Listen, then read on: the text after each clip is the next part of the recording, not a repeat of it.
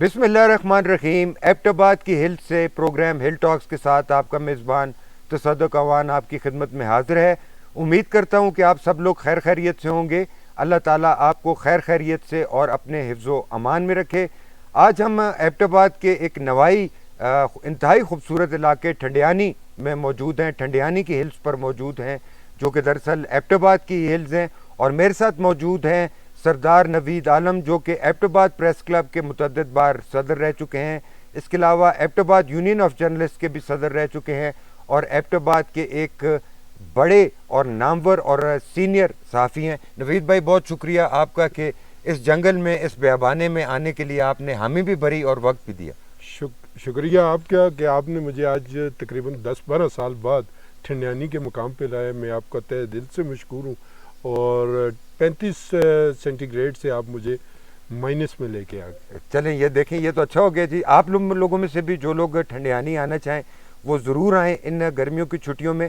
رستے میں روڈ کا کام تیزی سے جاری ہے، اس وجہ سے تھوڑا سا ٹریفک کا میں رکاوٹ ہوتی ہے، لیکن روڈ کو کشادہ کیا جا رہا ہے۔ نوید بھائی، ملکی حالات پہ بات کرنی ہے، علاقائی حالات پہ بات کرنی ہے، اس کے علاوہ صوبے کے جو حالات ہیں خیبر پختونخوا کے، اس حوالے سے بات کرنی ہے۔ سب سے پہلے ملکی حالات کی بات کرتے ہیں، ساتھ نال میں ان کو بھی پیس پاندہ رہساں تاکہ ریلیونس رہے۔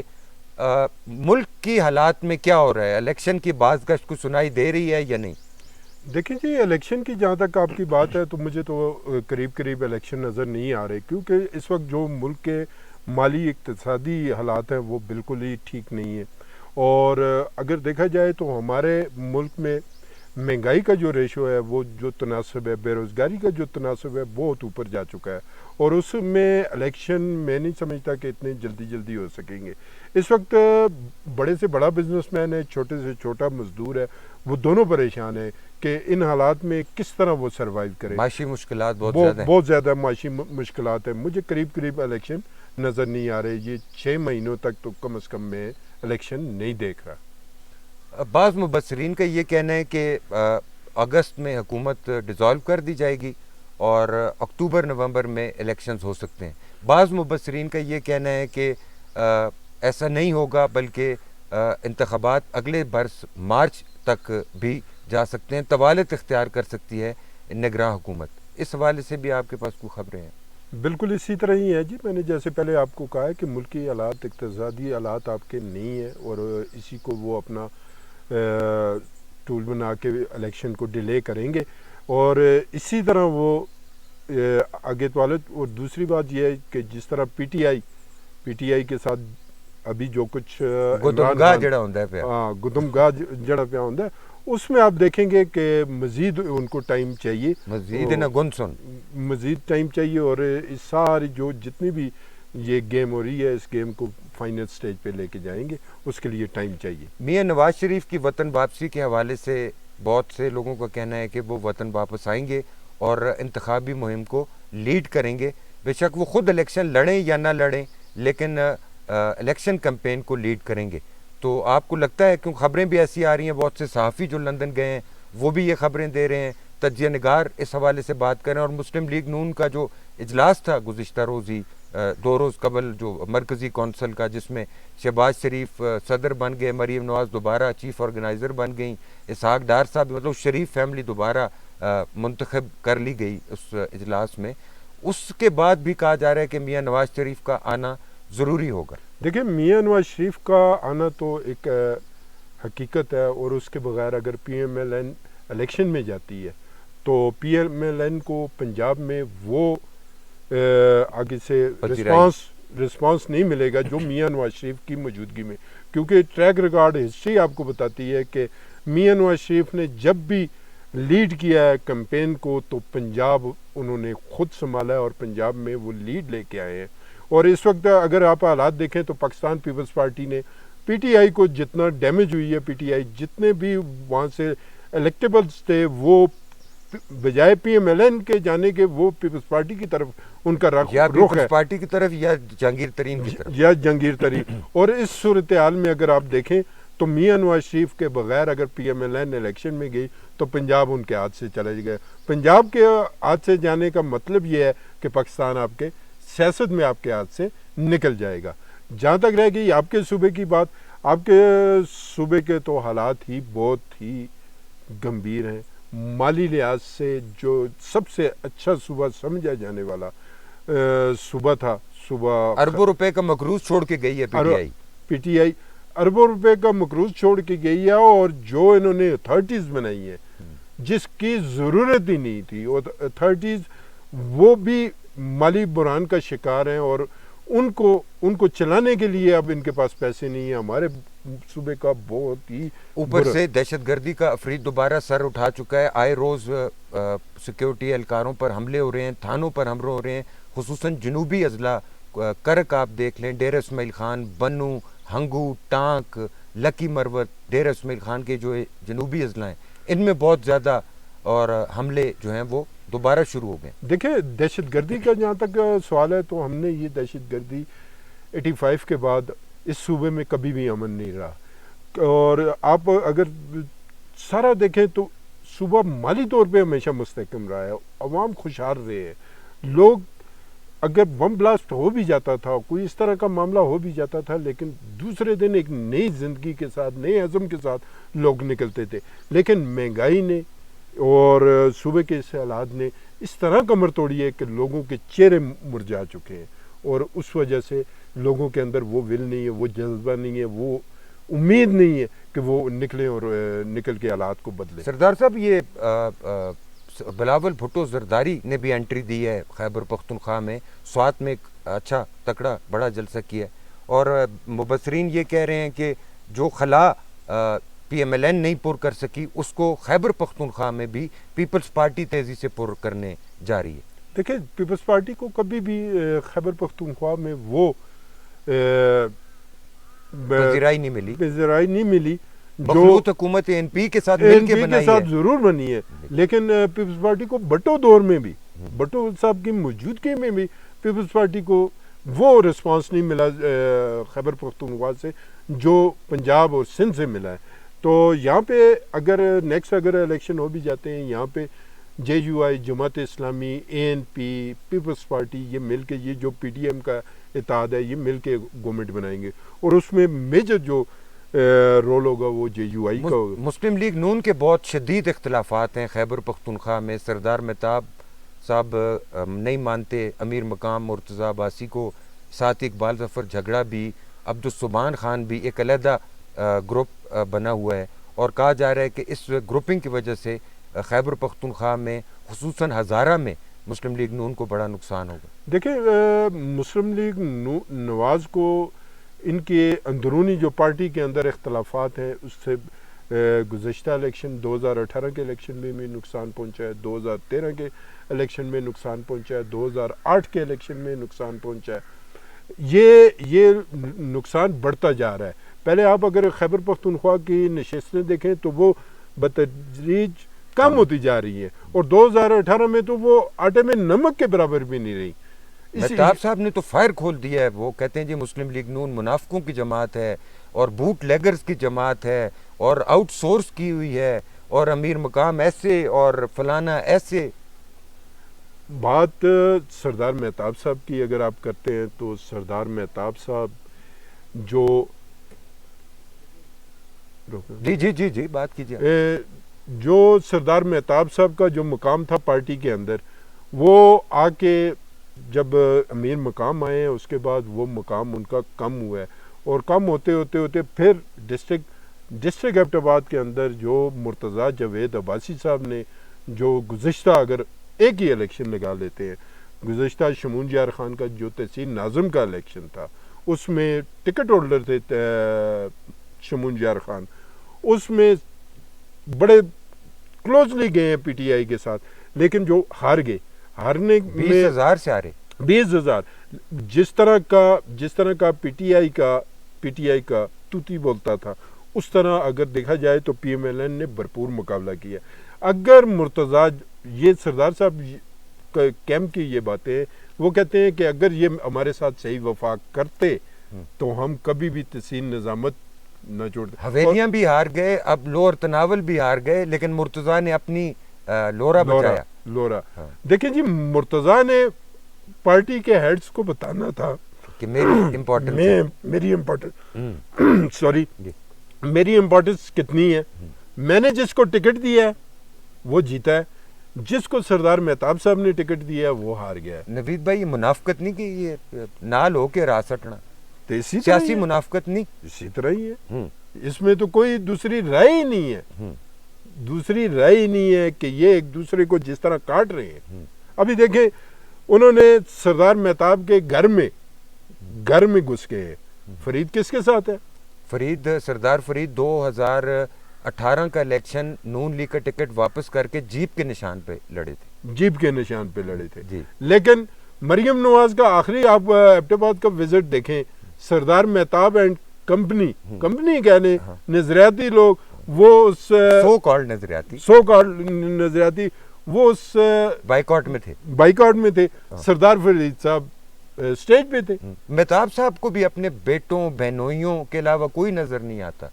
میں لگتا ہے مہتاب صاحب ہمیں مڑ کے وہ نہیں اپنے ہی پے جلدے ہوں کوکڑا باز.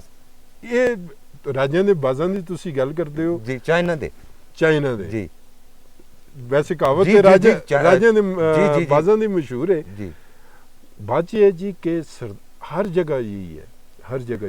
یہ نہیں ہے کہ صرف سردار مہتاب اپنی فیملی میں اپنے بچوں اپنے, ابھی جدون ہے اس کو دیکھ لیں, امن اللہ جدون صاحب, سیف اللہ خان صاحب, اقبال خان صاحب, فرید خان صاحب, عنایت اللہ خان صاحب. نہیں آپ آگے چلے گئے, فاسٹ فارورڈ نہ کریں.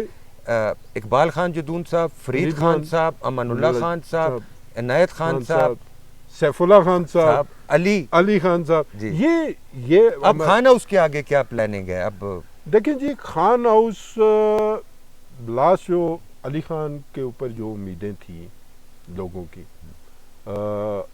ایک تو ینگ ہے, ڈیلیور کرے گا, با اخلاق ہے, بھائی کی جو وہ ہے کنٹینیوٹی ہوگی, جو جس طرح کی سیاست. نہیں خیر, بھائی نے جو تحسین نظامت میں ایبٹ آباد میں جو نام پیدا کیا ہے اس کو علی خان چھو بھی نہیں سکتا. تو سننا میرا سنگیت سارے آکسن سنگیت نہیں تعریفاں کر دیں, لیکن غلط جو سچ ہے وہ سچ, جو سچ ہے وہ حقیقت ہے. ہم تو نہیں کہتے. آپ ایبٹ آباد شہر کی سڑکوں میں جائیں, گلیوں میں جائیں, کوچوں میں جائیں, آپ پوچھیں جی تحسین نظامت کے دوران اگر کسی تحسین ناظم نے, ابھی بھی تحسین ناظم ہے, تحسین میئر ہے سر شجاع نبی, ٹھیک ہے, وسائل بھی ہیں, اچھے کھاتے پیتے گھرانے سے بھی ہے, لیکن نہیں, کوئی ڈیلیور نہیں کر رہا. اس وقت کیا تھا؟ ہری پور چلتے ہیں. ہری پور میں یوسف ایوب دوبارہ منظر عام پہ آئے ہیں اور روپوش تھے, جس طرح اور پی ٹی آئی کے لوگ بہت سے روپوش ہیں, ایبٹ آباد سے بھی, مانسہرہ سے بھی. اور ہری پور کی کیا سیاست کا رخ کیا ہوگا, آپ مستقبل میں کیا سمجھتے ہیں؟ دیکھیں جی, نو ڈاؤٹ کہ ترین فیملی نے, عمر ایوب صاحب نے, یوسف ایوب صاحب نے, انہوں نے, اکبر نے, ارشد نے, سب نے مل کے جوائنٹلی ایک ٹیم ورک کیا, اور ہری پور میں جتنے ترقیاتی کام انہوں نے کروائے ہیں اور جتنا ڈیولپمنٹ انہوں نے کروائی ہے, میرا خیال ہے کہ صوبے کا, میں اس میں کوئی مبالغہ رہی نہیں, دوسرے یا تیسرے ڈسٹرکٹ ہے جس میں بڑا فنڈ لگا ہے. لیکن ان ترینوں کے لیے بھی آسان نہیں ہے نیکسٹ الیکشن, کیونکہ سمیع اللہ خان نے انہیں دوران تحسین نظامت کے الیکشن میں وہ گھنٹی ان کی بجائی ہے. اس سے سیکھیں ہیں کچھ؟ یہ نہیں جی, اس سے کچھ نہیں سیکھیں. ٹھیک, تو ٹف فائٹ ہو سکتی ہے. بالکل ٹف فائٹ ہوگی. سردار مشتاق کی انٹری بھی ہو سکتی ہے. نہیں جی, سردار مشتاق میں نہیں سمجھتا سردار مشتاق کی, کیونکہ یہ کھلا پور گروپ جو ہے یہ لیڈ کرے گا, اور لیکن ان کے لیے بھی اتنا آسان نہیں ہوگا. ان کے لیے بھی آسان نہیں ہے, کیونکہ سمیع اللہ ایک بڑا ہی انرجیٹک, بڑا یعنی ویژن رکھنے والا لڑکا تھا. بس اس کے ساتھ جو حادثہ ہوا اس میں اس کے جو 6 ماہ 8 ماہ 10 ماہ اس کے جو ضائع ہوئے, وہ اسے 2018 میں گورنواز بھی ہار گیا تھا, بابر بھی ہار گیا تھا, اور کھلا بٹ والوں کی سیاست کو ریوائیو کیا سمی نے. پی ٹی آئی کو بھی شکست دی, پی ایم ایل این کو بھی شکست دی, جے یو آئی کو بھی, جماعت اسلامی کو بھی. اب دیکھیں کہ Samiullah Khan P M L N کا ٹکٹ مانگنے کے لیے کیا تھا, اس نے ٹکٹ کے لیے اپلائی کیا تھا, اسے ٹکٹ نہیں دیا گیا. مرتضیٰ اینڈ کو نے, مرتضیٰ اینڈ کو نے جی پھر مرتضیٰ کو کے ساتھ کیا ہوا؟ دیکھ لیں وہ آپ کے سامنے رزلٹ سارا کہ اتنی بڑی لیڈ سے آزاد امیدوار بہت منصیرہ چلتے ہیں. کیپٹن محمد صفدر صاحب ہیں, سردار محمد یوسف صاحب ہیں, لائق محمد خان صاحب ہیں, نوابزادہ صلاح الدین صاحب ہیں. اس کے علاوہ صوبائی اسمبلی کی نشستوں پر بھی بہت سے کینڈیڈیٹس ہیں. فیوچر میں منصیرہ کی سیاست کیا ہوگی آپ کی؟ دیکھیں جی منصیرہ میں کوئی شک نہیں ہے, سردار یوسف صاحب اور کیپٹن صفدر صاحب انہوں نے کافی ڈیولپمنٹس کی ہیں, لیکن صالح محمد خان کو اپنے دور اقتدار میں وہ کچھ نہیں کر پایا. لیکن آسان سردار یوسف صاحب کے لیے بھی اور کیپٹن صفدر صاحب کے لیے بھی آسان نہیں ہے. اسی طرح جس طرح ہری پور میں نئے جنبے بنیں گے, نئے گروپس بنیں گے. میں اس میں ایک بات ایڈ کروں تصدق بھائی کہ اب دیکھیں 20 سال گزر گئے ہیں, یہ لوگ جو آئے ہیں ان میں کئی نئے چہرے ہیں, جن میں مشتاق احمد غنی صاحب ہیں, جن میں آپ ارشد ایوب, اکبر ایوب, چلے یوسف ایوب صاحب سینئر ہیں, عمر ایوب, یہ 2002 کے الیکشن میں ان کے چہرے سامنے ہیں. اسی طرح منصیرہ میں صالح محمد خان ہے, کیپٹن صفدر ہیں, عملی سیاست میں 2002 سے پہلے تو وہ سیاست میں ان کا کوئی کردار نہیں تھا. یہ 20 سال گزر گئے ہیں. ہم نے جو پاکستانی سیاست دیکھی ہے اس میں 20 سال, اچھا ہاں 20 سال بہت ہوتے ہیں. اس کے بعد لوگ چینج مانگتے. اب تو 62% ووٹ آ گیا یوتھ کے پاس, اور اگلے الیکشن میں 100 میں سے 62 ووٹ ہوں گے 22-24 سال کے بچیوں کے, 22-24 سال سے لے کے 32 سال تک. جی جی تو ایک کیڑے پاسے جل سن یہ نہ چہرے نہیں دیکھتے نے, یہ اکتائے دینے نہ کلو یہ کے دیکھتے نے, یہ نویں قیادت آن سن, نویں قیادت آن سن, اور تسی دیکھ سو کہ یہ قیادت اس سے نے تسی دیکھ کے نو کہ پرانی وہ پھر جڑی پی ٹی آئی سن جڑی روایت ڈال سٹی, جڑی ریت پا سٹی, بدتمیزی بدتہذیبی, سونامی ہے بدتمیزی, تے جڑے شریف النفس سارے پولیٹیشن سن او ذرا وائٹ کر سن, او کاری بس ٹھیک گزارا کر سن. اچھا نوید بھائی, یہ صوبہ خیبر پختونخوا کی نگراں حکومت, پنجاب کی بھی نگراں حکومت ہے, صوبہ خیبر پختونخوا کی جو برائے نام نگراں حکومت ہے, جس کو پی ڈی ایم کی بھی صوبائی حکومت کہا جاتا ہے, اس کے حوالے سے بہت سی شکایتیں ہیں جی کہ یہ صرف سوائے ٹرانسفر پوسٹنگ کے اور کوئی سیاست نہیں کرتے. دوسری طرف زور لگا رہے جے یو آئی کے گورنر حاجی غلام علی, جن کو اب پیپلز پارٹی اور نون لیگ کے بعض لیڈرز نہیں مان رہے. ایڈمنسٹریشن نام کا, گورننس نام کی کوئی چیز موجود نہیں ہے خیبر پختونخوا میں. بیوروکریسی نہ نگراں حکومت کو گھاس ڈالتی ہے اور نہ ہی گورنر کو. ہمارے صوبے کا آوے کا آوا بگڑا ہوا ہے. دیکھیں جی یہ جو نگران set up caretaker set up آیا ہے, اس کے بعد آنے کے بعد تو پشاور میں منڈی لگی ہوئی ہے. آپ کی ٹرانسفر پوسٹنگ اور جو اچھی پوسٹیں ہیں وہاں کے لیے ایک باقاعدہ فیس اور نرخ نامہ ہے جی, نرخ نامہ, فیس نامہ نہیں, نرخ نامہ ہے, وہ آپ ادا کریں گے اور اپنی مرضی کی پوسٹنگ لیں گے.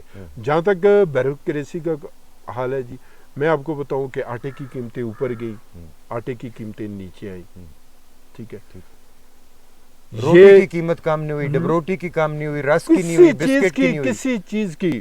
آٹا ٹی وی پہ سنتے ہیں جی آٹا نیچے آ گیا, لیکن ایبٹ آباد, ہزارہ, کے پی کے میں آٹے کے ریٹس نیچے نہیں آئے.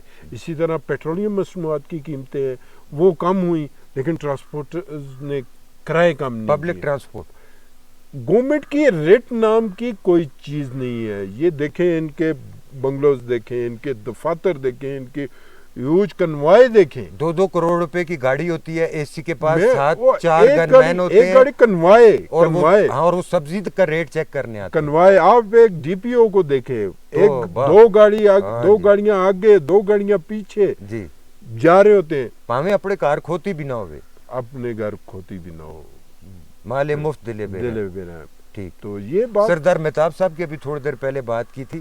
آپ کو پتہ ہے مجھے بہت دلی عزیز بھی ہیں, میری ان کے ساتھ قربت بھی بہت زیادہ ہے, آپ کی بھی بہت زیادہ ہے. تو آج کل وہ سردار مہتاب صاحب جو پریکٹیکل عوامی سیاست نہیں کرتے تھے، گلی محلے بازاروں میں نہیں آتے تھے، دعا جنازے کی سیاست سے دور رہتے تھے.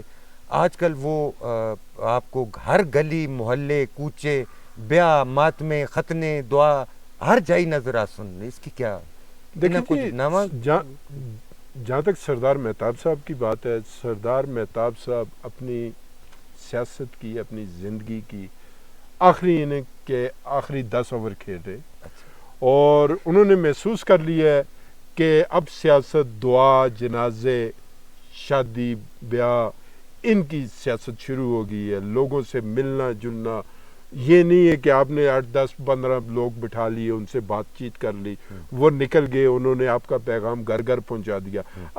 آپ نے اپنا پیغام خود گھر گھر پہنچانا ہے، لوگوں کو اپنی پریزنس کا یقین دلانا ہے کہ وہ آپ اس کی غم میں اس کی خوشی میں برابر کے شریک ہیں. آپ نے ان کے آنسو پہنچنے ہیں، آپ نے ان کے سر پہ ہاتھ رکھنا ہے، تب جا کے لوگ آپ کو ووٹ دیں گے. یہ ووٹ کی ایک پرچی نہیں ہے، یہ بہت بھاری ہوتی ہے اور ووٹ حاصل کرنا بہت مشکل ہے. اور سردار مہتاب صاحب جس طرح لگے ہوئے ہیں، میں آپ کو ایک اور آپ کے ویورز کو بھی بتاتا چلوں کہ سردار مہتاب صاحب نے گزشتہ 6 ماہ کے دوران ایک آزاد گروپ تشکیل دینے کی کوشش کی تھی. اچھا، لیکن کوشش کیا آلموسٹ وہ تشکیل دے چکے تھے. اور کون کون تھے اس آزاد گروپ میں؟ اس آزاد گروپ میں سردار مہتاب صاحب خود، بیرسٹر جاوید عباسی صاحب، عاطف منصف خان، سردار ادریس صاحب، یہ 4 لوگ تھے. اور ان کے ساتھ ایوب افریدی ڈیفینیٹ، اسی طرح اور بہت سارے لوگ. ٹپنیاں تو ہوتی ہیں نا صاحب. وہ ساتھ ساتھ دیکھیں قسمت کی یا حالات کی یا وقت کی ستم زری دیکھیں، بہت زبردست آزاد گروپ تھا. مرتضیٰ جاوید عباسی کے مقابلے میں عاطف منصف خان کا آ جانا، میں آپ کو بتاؤں کہ اس وقت مجھے تو نہیں نظر آ رہا ان کے حلقہ میں کوئی ان کا مقابلہ کرنا. کہا جا رہا ہے ان کی والدہ آئیں گی، نہیں، میرے خبریں ایسی ہیں، لیکن ابھی تک سورس اس چیز کو کنفرم نہیں کر رہے. عاطف منصف خان بیچارے کے ساتھ جو ہوا وہ آپ کے نوٹس میں. اسی طرح سردار ادریس صاحب کوئی سوچ بھی نہیں سکتا تھا، ناگہانی اس طرح اچانک خبر آتی ہے کہ سردار ادریس صاحب فوت ہو چکے. تو یہ آزاد گروپ ادھر ہی، یہ پلاننگ، یہ ساری بساط جو انہوں نے بچھائی تھی وہ تلپت ہو گئی. تو ابھی دیکھیں کون سے پتے کھیلتے ہیں سردار صاحب. اور میں یہ آپ کے ویورز کو پاکستان مسلم لیگ نواز کے لیے، ڈسٹرکٹ ایبٹ آباد کے عوام کے لیے میں ایک بات بتاؤں کہ سردار مہتاب صاحب سیاست کا ایک بہت بڑا نام ہے، اور ان کی سیاست 85 سے شروع ہوتی ہے جی، اور آج 2023 سیاست میں انہوں نے اپنا نام بنایا، ایک نام بنایا. آج بھی صوبے کی کام کیتا ہے یا نہیں کیتا، لیکن اپنا نام کون سا ایسا عہدہ ہے ملکی جی. ہوں امریکہ تے صدر ہونا رہ گئے تے باقی، ہاں جی باقی تے ہر عہدے تے ماشاءاللہ تساں نال بھی میں لگدا ہے بہت پیار ہے کہ تسی بار بار تساں پتہ میرے نال کتنی دل محبت ہے، تساں بہت دل لگی ہو نا، بار بار تسی سردار مہتاب اتے آ کے تساں دی کڑوکی رکی ہے. بہرحال میں تساں دا شکریہ ادا کرنا. میرا شکریہ تسی نہ ادا کرو، میں تساں دا شکریہ. صوبائی حکومت نگراں حکومت کی تو بات کر لی، بیوروکریسی کی بھی بات کر لی، گورنر کی بات نہیں کی. مولانا فضل الرحمان صاحب کے رشتہ دار ہیں گورنر صاحب، حاجی غلام علی صاحب، بڑے بڑے اعلانات کرتے ہیں، بڑی اٹھ بچن آج کل. ان کے بارے میں کیا کہیں گے؟ دیکھیں جی، جہاں تک دیہڑی لان دن پہ ہی گورنر صاحب جو گزشتہ تقریباً 4 5 6 سالوں سے جو ان کا وہ تھا، ان کے پاس اقتدار نہیں تھا. ابھی جے یو آئی کے پاس آپ کو پتہ ہے کتنی بڑی وزارتیں ہیں، گورنرشپ ہے، سارا کچھ.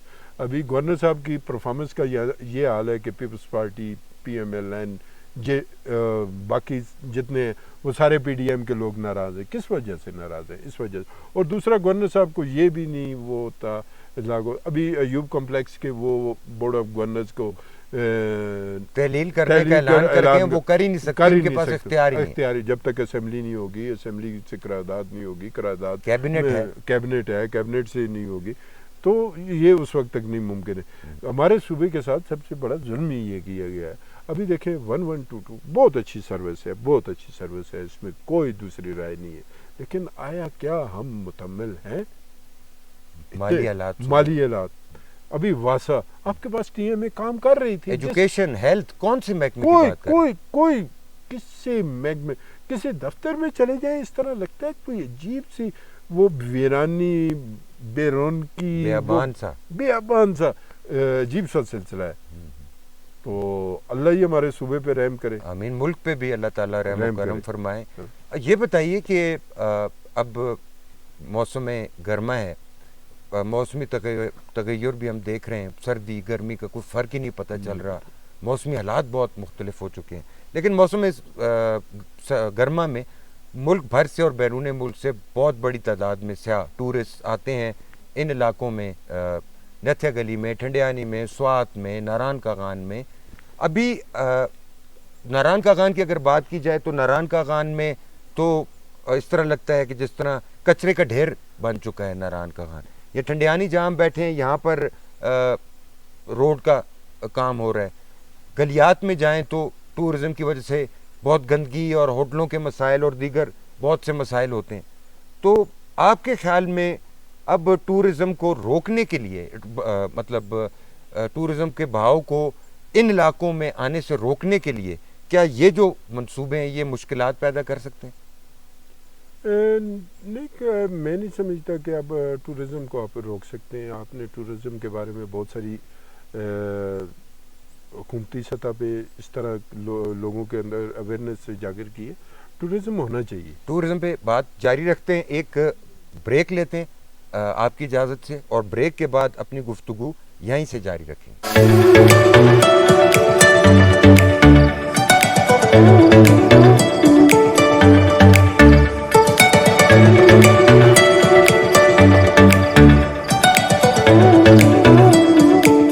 جی، بریک کے بعد ایک مرتبہ پھر خوش آمدید کہتے ہیں آپ کو ہل ٹاکس میں. نوید بھائی، ہم بات کرتے ہیں ٹورزم کی کہ اب ان علاقوں میں سیاحت کو اور سیاحوں کو آنے سے نہیں روکا جا سکتا. اچھا، اور اس کی وجہ سے جو مسائل ہو رہے ہیں؟ دیکھیں جی، مسائل تو بہت زیادہ ہو رہے ہیں. گندگی ہے. دوسری سب سے بڑا بات یہ ہے جی کہ ہمیں ایبٹ آباد میں علاقائی روایات کے برعکس جو چیزیں ہوتی ہیں، ہمارا کلچر تباہ ہو چکا ہے. پنجاب کا کلچر ہو رہا ہے، پشاور کا ہو رہا ہے، سندھ کا ہو رہا ہے، بلوچستان کا کلچر ہو رہا ہے، لیکن ہمارا ایک کلچر ہے. ابھی جب یہ لوگ آتے ہیں، ان کے پہناوا، ان کا رہن سہن، ان کا بلند آواز میں میوزک اور اس طرح، تو یہ چیزیں ہمارے لوگ اس سے تنگ بھی ہوتے ہیں. دوسرا ہمارے بچوں پر، ہمارے اس پہ بہت سارا برا اثر پڑتا ہے. ایبٹ آباد ہمارا اور آپ کا شہر ہے. جو لوگ آپ کو اور مجھے کراچی میں یا دبئی میں دیکھ رہے ہوں گے وہ کہتے ہوں گے کتنا خوبصورت شہر ہے.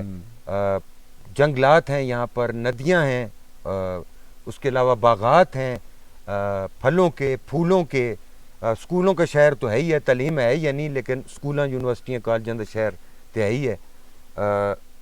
ایبٹ آباد کنکریٹ کا جنگل بن گیا، بے پناہ آلودگی ہے، بے پناہ آبادی کا بڑھاؤ ہے، پانی کی قلت ہو چکی ہے، درخت نام کی چیز نہیں رہی، سبزہ ختم ہو گیا ہے. بہت سے مسائل ہیں ایبٹ آباد کے، اور ایبٹ آباد کے ویسے ہی مسائل ہیں جیسے کہ کسی بھی میگا سٹی کے ہوتے ہیں، کسی بھی بڑے شہر کے ہوتے ہیں. تو اب ایبٹ آباد کے بارے میں کون سوچے گا؟ ایبٹ آباد کا کچھ حصہ کنٹونمنٹ ہے، فوج کے پاس ہے، کچھ حصہ سویلین اداروں کے پاس ہے، کھچڑی سی پکی ہوئی ہے. M P As, M N A سے بات کریں وہ کہتے ہیں ہم بے بس ہیں کہ جی یہ ہم فوجی ایریے میں کیا کر سکتے ہیں. کنٹونمنٹ کے ممبران سے بات کریں وہ کہتے ہیں جی ہم بے بس ہیں، اسے کے کراں. ایک آپ کو اور مجھے اس شرائع ریشم پہ ہر 2-4 مہینے بعد ٹاکیاں لگتی نظر آ رہی ہوتی ہیں، اس کے علاوہ کوئی ڈیولپمنٹ کا کام نہیں ہوا. اعلانات ہم سن رہے ہیں جی انٹرچینج بن رہی ہے، انٹرچینج بس منظور ہو گئی، بس ہونے والی ہے. آپ کو بھی پتہ ہے یہ سیاسی نعرہ زیادہ، اور ایک کمشنر بھی تھا یہاں پہ کچھ عرصہ پہلے، جی وہ بھی کمشنر کس حیثیت سے انٹرچینج بنا سکتا ہے؟ وہ بھی اخباروں میں اعلانات کر رہے تھے جی کہ ہم انٹرچینج بنائیں گے. ایبٹ آباد کے مسائل کا ادراک کسی کو نہیں. دیکھیں جی، ہمارے ایبٹ آباد کا مسائل کی جو شروعات ہوئی ہے، یہ شروعات ہوئی ہے 2005 کے زلزلے کے بعد. 2005 کے جب زلزلہ آیا تھا اس کے بعد ہمارے پہاڑوں پہ بہت زیادہ ڈسٹربنس ہوئی تھی، لوگ ڈسٹرب ہوئے تھے، مکانات یہاں کا رخ کیا اور ابھی منسیرا، ایبٹ آباد کے بکوٹ، گلیات، بالاکوٹ، بٹگرام، الائی، تو بہت ساری کمپنسیشن ملی تھی. وہ لوگوں کو ٹینٹ ولیج جو بنائے گئے تھے وہ نیچے شہروں میں بنائے گئے تھے، لوگ مائگریٹ کر کے ایبٹ آباد چلے گئے. پھر کمپنسیشن جو نقد رقم، آپ کی کلامی ہو رہی ہے، ڈیمز کا کام ہو رہا ہے کوہستان میں، جامر باشٹ داسو، ان کے لوگ یہاں مائگریٹ کر رہے ہیں. پھر سیلاب زدگان، I D Ps, Malakand operation, FATA operation, یہ سارے جو لوگ افورڈ کر سکتے تھے انہوں نے آ کے ایبٹ آباد میں زمینیں لیں اور اپنے مکانات، بنگلوز بنا کے اور یہاں پہ رہائش پذیر ہو گیا. تو مسائل ہمارے 2005 سے چلتے آ رہے ہیں. اب یہ جب سینسس بھی ہوتے ہیں تو وہ مائگریٹڈ لوگ ایبٹ آباد کے سینسس میں نہیں آتے، ہماری آبادی اس میں کم نظر آتی ہے. لیکن اگر گراؤنڈ میں دیکھیں تو ہماری آبادی بڑھ چکی ہے. لیکن سینسس میں کیونکہ اب جو بالاکوٹ کا ہے وہ پریفر کرے گا بالاکوٹ میں ووٹ کاسٹ کرنے کو، وہ اپنے آبائی علاقے کو. جو ملاکنڈ کا ہے وہ اپنے آبائی علاقے کو تو نہیں چھوڑ رہا، لیکن وہ اپنے بچوں کی تعلیم، صحت کے لیے وہ ایبٹ آباد میں وہ ہے. تو اس وجہ سے ہمارے پاس مسائل زیادہ ہیں، وسائل کم ہو گئے. ابھی آپ نے منسیرا روڈ کی ذکر کیا ہے، جب ایکنک میں جب ہمارا کیس جاتا ہے تو وہ کہتے ہیں جی کتنے کلومیٹر کا روڈ ہے، جی کہتے ہیں جی 10 کلومیٹر، 12 کلومیٹر. کتنا پیسہ چاہیے جی؟ 14 ارب 15. وہ کہتے ہیں جی ایک ایسا پروجیکٹ ہے ٹھیک ہے جو 10-12 کلومیٹر ہے، اور انہیں یہ گراؤنڈ کا نہیں پتا. جو تجاوزات ہیں وہ ہٹانی ہے، روڈ وائڈن کرنی ہے، بجلی کے کھمبے، ٹیلی فون کا نظام، یہ سارا گیس کی لائنز سب. تو اور جو جن لوگوں کے رستے میں اربوں روپے کے پلازے ہیں، باقی آپ نے باقی کٹھے ہوتے بھی سارے پلازے. انٹرچینج کی بات کی ہے. ابھی مجھے بتائیں انہوں نے جو انٹرچینج، سٹی انٹرچینج کا چلے جی بن جاتا ہے، مجھے بتائیں کہ وہ شیروان، اولڈ شیروان روڈ یا شیروان روڈ، وہ یہ ٹریفک کا فلو برداشت کر سکتے؟ یہ ٹریفک کا فلو لوگ کہتے ہیں مرتضی عباسی نے وہاں پہ نیا گھر بنایا ہے، شملہ پہاڑی کو نواں کار لوگ بنایا. تو یہ بھی کہتے ہیں جی بہت ساری زمینیں خرید لی ہیں، بہت سارا وہ کر لیا. اب اس میں کتنی حقیقت ہے یہ آنے والا وقت ہی بتائے. آپ سینئر صحافی بھی ہیں، پریس کلب کے صدر بھی رہے. ایبٹ آباد میں جو معیار ہے صحافت کا، وہ معیار آپ کو ہزارہ کے دیگر اضلاع میں نظر نہیں آتا. ہری پور میں، مانسیرا میں 2 بڑے جو ضلع، اس کی کیا وجہ؟ اس کی وجہ ہمارے سینئرز جو ہمارے تھے انہوں نے جس طرح ہماری گرومنگ کی، ہمیں سکھایا اور پھر ایبٹ آباد کیپٹل ہونے کی، یعنی ہزارہ ریجن کا کیپٹل ہونے کی وجہ سے یہاں اخبارات کا یہ مراکز ہیں. تو اس وجہ سے بھی یہاں پہ زیادہ میچورٹی آئی ہے، اور اس میچورٹی کی وجہ سے آج ایبٹ آباد کی صحافت اور ایبٹ آباد پریس کلب کا ایک بڑا مقام ہے، اور جس پہ ہم اس مقام پہ منسیرا والے اور ہری پور والے کیوں نہیں پہنچ سکے؟ سچیاں گلاں دسیو. ہن دیکھو خیر سنگیوں تسن دی بھی میرے بھی کوئی کر کے انسان ایڈجسٹ آدمی کر کے مذہب صاحب کہتے پھر تسی آتے ہو مذہب صاحب. جو ہم 20 سال یا 15 سال پہلے جس پروسیس میں تھے، اچھا جس پروسیس میں تھے، آج ہری پور منسیرا اس پروسیس سے گزر رہا ہے. یہ وہ کہتے ہیں نا کہ پانی جب چلتا ہے تو چلتے چلتے چلتے وہ کئی جگہ آگے جا کے پاک ہو جائے. چلتا رہسی، یہ چلے گا، یہ چلے گا، on going process. On going. اچھا، یہ نوید بھائی بہت سے نوجوان بچے بچیاں سوشل میڈیا پہ کام کرتے ہیں، کیمرہ لیا، مائک لیا، جو جیسا سمجھا اس طرح کر دیا. ٹریننگ کی بھی فقدان بھی ہے، شدید ضرورت بھی ہے. آپ کو کیسا لگتا ہے؟ مجھے تو بہت اچھا لگتا ہے جب میں ینگسٹرز کو ایمیچور کام کرتے ہی لیکن کام کرتے دیکھتا ہوں. آپ کو کیسا لگتا ہے؟ دیکھیں جی، سوشل میڈیا کے آنے کے بعد پرنٹ میڈیا کا وہ مقام نہیں رہا جو مقام پہلے تھا. الیکٹرانک میڈیا بہت پیچھے چلا گیا ہے. سوشل میڈیا کا اگر ہمارے نوجوان، ہماری یوتھ پازیٹیو اگر اس کا یوز کرے، اس سے ہم معاشرے میں بہت سا بدلاؤ لا سکتے ہیں. مثال کے طور پہ پہلے پانی آتا تھا، سپلائی، منڈیاں، تو یہی بچے ویڈیوز بنا کے ہمیں واٹس ایپ کر دیتے ہیں، اپنے پیجوں پہ لگا دیتے ہیں، تو تھوڑا بہت اویئرنیس ہوتی ہے، ادارے حرکت میں آ جاتے ہیں، ادارے حرکت میں آتے ہیں. تو عجیب و غریب حرکات بھی کرتے ہیں یہ بچے بچیاں سوشل میڈیا پر، نہ سمجھی میں کر جاتے ہیں. دیکھیں یہ یہ جس طرح حالیہ پی ٹی آئی کے 9 مئی کے واقعات کے دوران بہت سے بچے ایسے بھی اٹھائے گئے ہیں کہ جن کو پتہ ہی نہیں انہوں نے کہا کیا، نہ سمجھی میں یا کم علمی میں کیا دیکھیں کہہ دیا.